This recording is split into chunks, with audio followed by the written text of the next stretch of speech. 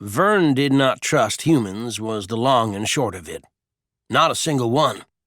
He had known many in his life, even liked a few, but in the end they all sold him out to the angry mob, which was why he holed up in Honey Island Swamp, out of harm's way. Vern liked the swamp okay, as much as he liked anything after all these years.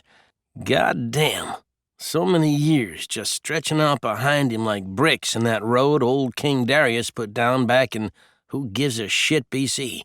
Funny how things came back out of the blue. Like that ancient Persian road.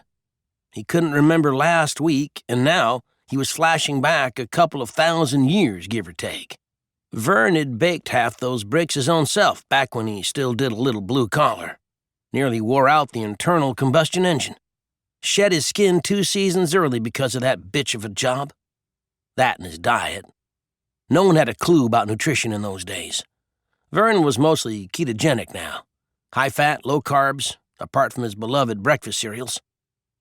Keto made perfect sense for a dragon, especially with his core temperature. Unfortunately, it meant the beer had to go, but he got by in vodka. Absolute was his preferred brand. A little high in alcohol, but easiest on the system, and Waxman delivered it by the crate. So Vern tolerated the swamp. It wasn't exactly glorious, but these weren't exactly the glory days. Once upon a time, he had been Wyvern, Lord Highfire of the Highfire Eyrie, if you could believe that melodramatic bullshit name. Now he was king of jack shit in Mudsville, Louisiana. But he'd lived in worse places. The water was cool and the alligators did what they were told for the most part. If I tell you fuckers to dance, then you goddamn well better synchronize the hell out of a routine, Vern often told them in not so many words. And it was truly amazing what common gators could achieve with the right motivation.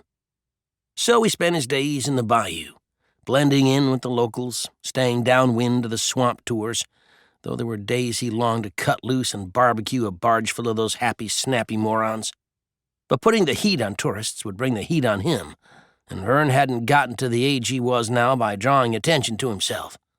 Shining a spotlight on your own head was the behavior of an idiot, in Vern's opinion, and his opinion was the only one that mattered, in his opinion. After all, Vern was the last of his kind as far as he knew, and if that was the case, then he owed it to his species to stay alive as long as possible.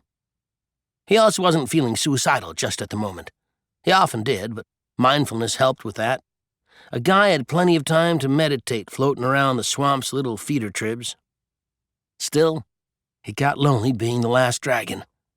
Vern could drink about 50% of the blues away, but there were always those nights with the full moon lighting up the cat's paws on the Pearl River when Vern thought about making a move on a female alligator. God knows they were lining up for a shot at the king. And once or twice he'd gotten as far as a little nuzzling on the mudflats, which was not a euphemism for anything. But it didn't feel right. Maybe the alligators were close enough to him on the DNA spectrum, but no matter how much vodka he consumed, Vern could not drink himself into believing that he wouldn't be taking advantage of a dumber species. Not to mention the fact that gators had no personalities to speak of and were uglier than the ass end of a coyote. They were cold-blooded. He had a molten core. It was never going to work out.